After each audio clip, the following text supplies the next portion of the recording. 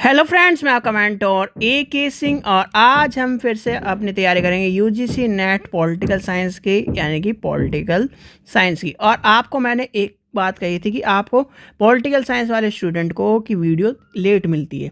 क्यों? क्योंकि उस टाइम पे अगर एक साथ 6 वीडियो डालते हैं तो फिर वही है कि शेड्यूल के तौर पर, और दूसरा क्या है कि सभी स्टूडेंटों के पास इन्फॉर्मेशन नहीं पहुंचती, इसलिए एक वीडियो का मैं गैप रखता हूं या फिर 1 या 2 वीडियो का गैप रखता हूं, जिससे आपकी वीडियो सब स्टूडेंट के पास या फिर एक तरह से जो तैयारी कर रहा है उनके पास पहुंच जाए। तो आज का टॉपिक क्या है हमारा पॉलिटिकल में? अनुदारवाद, यानी कि अनुदारवाद। कल हमने क्या पढ़ा था? उदारवाद। आज का टॉपिक क्या है? अनुदारवाद। तो सबसे पहली बात आती है अनुदारवाद का जो कॉन्सेप्ट है या फिर अर्थ है वो आया कहाँ से, यानी अनुदारवाद का अर्थ। अनुदारवाद का अर्थ देखो, रूढ़िवादिता का पर्याप्त अनुदारवाद भी, यानी रूढ़िवादिता का प्राय अनुदारवाद भी है, और इसे दक्षपंथी यानी दक्षिणपंथी वाद भी कहा जाता है। क्या कहा जाता है अनुदारवाद को? एक तो रूढ़िवादी यानी रूढ़िवाद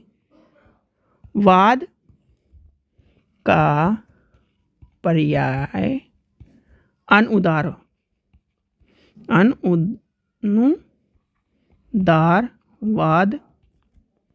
भी है, और दूसरा क्या कहा जाता है? दक्षिणपंथी यानी कि दक्षिणपंथी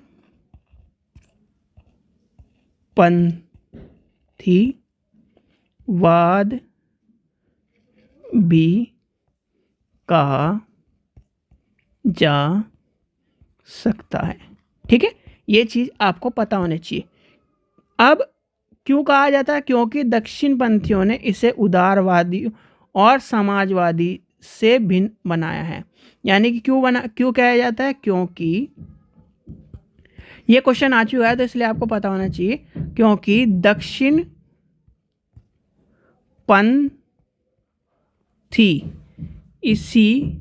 इसे उदारवादियों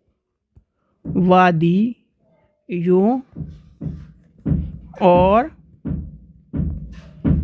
समाजवादियों से भिन्न बनाया है। ठीक है, ये आपको समझ में आ गया। अब उदारवादी, यानी उदारवादी क्या है? यह सामाजिक, राजनीतिक और नैतिक मान्यताओं का समुच्चय है जो कि एक तरह से क्या है, प्रचलित मान्यताओं और व्यवस्थाओं के प्रति सम्मान को बढ़ावा देते हैं। ठीक है, ये आपको पता होना चाहिए। और जो यानी इतिहास माना जाता है, अब इतिहास की तरफ लेके चलते हैं। अगर इसको उदारवाद की जो बात है, चलिए उदारवाद का आपका अर्थ की बात चल रहे थे ना, अर्थ का भी आपको पता होना चाहिए। जो अनुदारवादी है, अनुदारवाद की उत्पत्ति कहाँ से हुई है? यानी लैटिन भाषा के शब्द से हुई है। आपको एक चीज़ ध्यान रखना, पॉलिटिकल के हर स्टूडेंट को मैं बता रहा हूँ, जो ज़्यादातर यानी 50% जो चीज़ें हैं वो लैटिन भाषा से हैं, फिर ग्रीक भाषा से हैं, इस तरह से चलती आ रही हैं। यानी सबसे ज़्यादा आई है लैटिन भाषा। अगर आपको तुक्का मानना हो तो लैटिन भाषा में ज़रूर मानना, इसका चीज़ का ध्यान रखना। कॉन्जर्वर से हुई है, जिसका अर्थ होता है रक्षा करना तथा सुरक्षित रखना। ठीक है, यानी प्रोटेक्ट एंड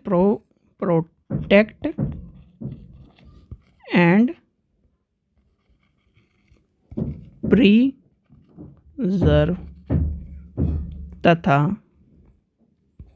फ्रेंच शब्द कॉन्जर्वेटरी से हुआ है। ठीक है, ये आपको समझ में आ गया। फ्रांस क्रांतिकारी यानी फ्रांस क्रांति के बाद फ्रांस में इस विचारधारा का विकास हुआ। अनुदार यानी अनुदारवाद विचारधारा साधारणतः दक्षिण प्रांतीय विचारधाराओं का राजनीति में समर्थन करने की, और ये विचारधारा व्यक्तिगत संपत्ति, आत्मनिर्भर तथा व्यक्तिवादी का समर्थन करता है। किसका? यानी कि फ्रांसीसी क्रांति की कब हुई? और फ्रांसीसी क्रांति है आपकी 1789, यानी उसके बाद जो विचारधारा विकसित हुई थी वो अनुदारवादी थी। और अनुदारवादी क्या था? विचारवाद, यानी विचारवाद को अनुदारवादी जो थे वो विचारधारा को समर्थन करते थे, और दक्षिण प्रांतीय राजनीति में इसका समर्थन करा गया। और समर्थन के कारण यानी कि संपत्ति और आत्मनिर्भरता और व्यक्तिवादी का समर्थन किया गया। अब चलते हैं इसका ऐतिहासिक विकास पे, यानी ऐतिहासिक विकास मैंने कहाँ से आपको बता दिया है कि ये फ्रांसीसी क्रांति का है। थोड़ा बहुत और बता देता हूँ, यानी कि विकासवादी यानी कि ऐतिहासिक विकास। ऐतिहासिक विकास में क्या कहा जाता है? इसमें जो रूढ़िवादी था, यानी रूढ़िवादी विचारों के आधार पर अरस्तु के विचारों में भी देखा गया है कि जिन्हें परंपराओं और अत्यधिक महत्व दिया गया है कि पुरुष और महिलाओं के बीच में विषम स्वभाव कहा गया है, यानी कहा गया है। इसे लिख लीजिए, इम्पोर्टेंट है, क्योंकि जो अरस्तु हैं ये सब क्या है? पॉलिटिकल की देन है, और पॉलिटिकल का मतलब पॉलिटिकल इनकी देन है। तो कहीं ना कहीं इनके जो कोट्स हैं ये कहीं ना कहीं पूछे जाते हैं, और यही हमारे क्या है कॉन्सेप्ट, यही कॉन्सेप्ट क्या है एक नंबर से डुबो देते हैं बच्चों को नेट JRF की वजह से। ठीक है, तो ये आपको पता होना चाहिए। अरस्तु के विचारों में भी देखा जा सकता है जिसमें उन्होंने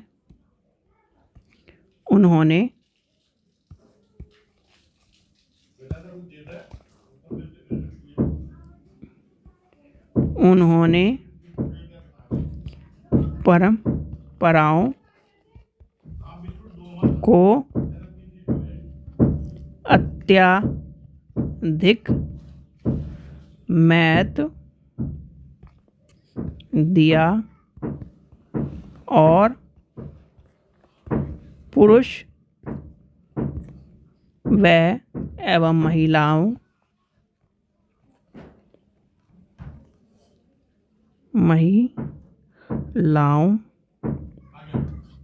के बीच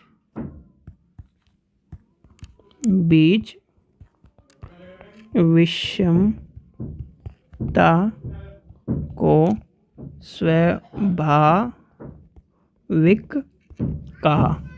ठीक है, यह आपकी बात है। फिर अनुदारवाद यानी अनुदारवादी 1789 में फ्रांसीसी क्रांति के बाद फ्रांस में देखने को मिलता है। ये आपको मैंने बता दी। एंग्लो अमेरिकन समुदाय, जो एंग्लो अमेरिकन समुदाय था आपका, एंग्लो यानी कि एंग्लो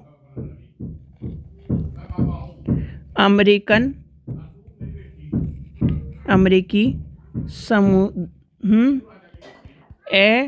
एडमबर्ग को अनुदारवादी विचारधारा का पिता माना गया। किसको माना गया? एडमबर्ग को अनुदारवादी विचारधारा का पिता मानते हैं। इन्होंने फ्रांस की क्रांति का विरोध किया था। क्या करा था? इन्होंने फ्रांसीसी क्रांति का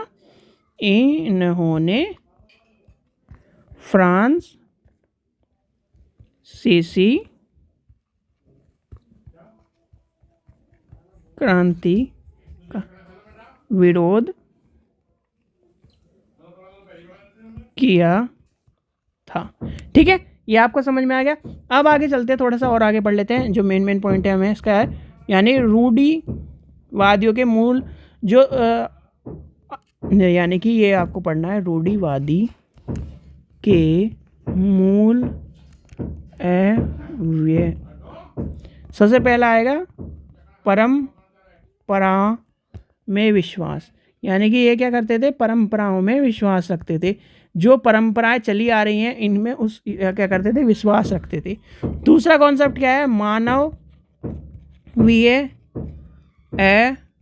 पूर्णता, यानी इसमें क्या था, मानव मनोवैज्ञानिक रूप से सम्मिलित है और निर्धन होता है तथा समाज के साथ जिसमें सुरक्षा संबंध और भावना विद्यमान होती है जिसे सामाजिक व्यवस्था निर्धारित करती है, वो आ जाएगी इसमें। इसके इनके अनुसार क्या था, क्रांतियों द्वारा यानी क्रांतियों के द्वारा व्यक्ति के अधिकारों का विचार दिया जाता है और सामाजिक व्यवस्था के लिए चुनौती उत्पन्न होती है।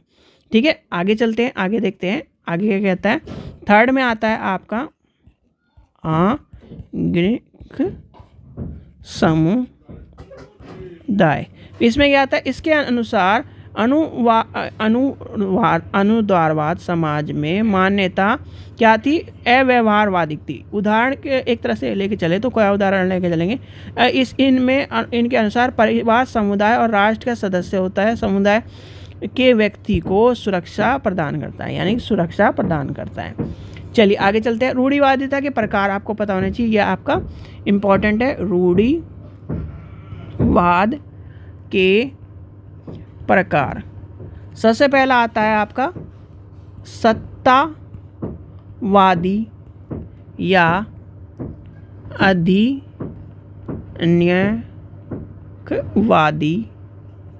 रूढ़िवादी। दूसरा क्या है, अभी पहले मैं आपको पॉइंट लिख देता हूँ, फिर आपको बता भी दूंगा, समझा दूंगा। पितृत्व सत्तात्मक, ये तो आपको कॉन्सेप्ट, ये तो हर पॉलिटिकल साइंस के स्टूडेंट को पता होगा, जब क्योंकि ये बीए में यानी कि जब हम ग्रेजुएशन करते हैं तभी, और क्या कहीं ना कहीं आपके 12th में भी ये आपका टॉपिक रहा गया है, पितृसत्तात्मक। और पितृसत्तात्मक के ऊपर ही तो आजकल पूरा का पूरा बहुत सारे समाज चल रहे हैं। ठीक है, ये आपके यहाँ है प्रकार हैं, यानी कि इसके प्रकार हैं। फिर आपका आ जाएगा, यानी कि इसमें आपके प्रकार आपको पता होनी चाहिए। देखो दो प्रकार हैं, दो प्रकार का आपको समझा देता हूँ मैं। सबसे पहला आता है यानी सत्तावादी रूढ़िवादिता। सत्तावादी रूढ़िवादिता में देखो फ्रांसीसी क्रांति के दौरान यानी कि देखो इसमें सबसे पहले आती है फ्रांसीसी क्रांति के दौरान अधिनियमवादी शासकों में सबसे प्रबल समर्थक थे जेसप डे मैस्त्री थे, जिन्होंने राजतंत्र व्यवस्था का समर्थन किया था। इन्होंने कहा था कि समाज में दो विचारों से संचालित होती है, पहला सिंहासन या और दूसरा परिवर्तन, यानी सिंहासन और परिवर्तन। रूस के इन्होंने क्या करा, इन्होंने बताया कि राजतंत्र और राष्ट्रीयवादिता का समर्थन किया, और इन्होंने 1838 में क्या कहा, नेपोलियन ने भी शासन पर क्या करा, नियंत्रण कर लिया था। इस तरह से ये एक तरह सत्ता, इसमें जो देखो सत्ता वाले में आएगी। देखो अगर रूढ़िवादिता के प्रकार पूछे जाए, एक तो है सत्ता मतलब सत्ता को हथियाने वाली बात जितनी भी कही गई है, सत्ता को लेकर चलने वाली बात कही गई, सत्ता है। पितृसत्तात्मक में क्या है, पितृ के यानी कि सबसे बड़ा जो यानी पितृसत्तात्मक रूढ़िवादिता की अवधारणा जिस प्रकार पितृ का यानी पिता का नियंत्रण परिवार पे होता है, उसी तरह से हेड ऑफ द यानी कि हेड ऑफ द स्टेट को आप, हाँ एक चीज़ और, पॉलिटिकल साइंस वाले स्टूडेंट को जब भी स्टेट की बात आए, स्टेट की बात लिखा जाए तो स्टेट मतलब पूरा का पूरा क्या है, एक कंट्री है। ये मत कह देना कि स्टेट क्या नाम आपका, ये जो उत्तर प्रदेश है ये सब स्टेट है। स्टेट की कॉन्सेप्ट पुराने टाइम में स्टेट, और अभी भी आपको मिलेगा स्टेट, इंग्लैंड स्टेट यानी स्टेट का है कंट्री से डिनोट करा है। तो क्या है, ये सब चीज़ें कहा गया कि एक रूढ़िवादिता और ईश्वर का यानी ईश्वरीय लोकतंत्र है, यानी कि सब कुछ कैसे चल रहा है, पितृसत्तात्मक यानी हेड ऑफ द इस पे। और फिर आता है इसी में आपका ईश्वरीय लोकतंत्र है, यानी ईश्वरीय लोकतंत्र का क्या है कि ईश्वर धर्म का क्या है, एक तरह से हेड होता है, और ईश्वरीय यानी कि जैसे आपने पोप की कहानी सुनी होगी, पोप वाली कहानी वही चली आ रही है। तो ये था आज का उदारवाद का टॉपिक। उदारवाद में ये आपको पढ़ना है, यानी उदारवाद विचारधारा समकालीन विश्व की में उदारवाद विचारधारा को अत्यधिक निकट एक तरह से माना गया है, क्योंकि व्यक्तिगत और बाजारवादी को भी स्वीकार कर लिया गया है। अतः परंतु समाजवाद व्यवस्था क्या है, उदारवाद की अत्यधिक बल देता है। तो यानी कि उदारवाद आपका जो है अनुदारवाद, ये क्या है, रूढ़िवादिता अवधारणा पे चलता है। फ्रांसीसी क्रांति जो इंपॉर्टेंट है, जो मेन आपको चीज़ें हैं इंपॉर्टेंट है, जो क्वेश्चन आते हैं वही लिखवाया है, और चीज़ें फालतू की सारी चीज़ें काट दी है। यानी कि जिस पे क्वेश्चन आता है आप पेपर उठाओ, क्वेश्चन को मैच कर लो, इनसे क्वेश्चन आपको मिलेंगे ही मिलेंगे। ठीक है बच्चों, आशा करता हूँ आपको वीडियो पसंद आई। वीडियो पसंद आई तो लाइक करें, चैनल को सब्सक्राइब करें, वीडियो को ज़्यादा से शेयर करें। Thank you.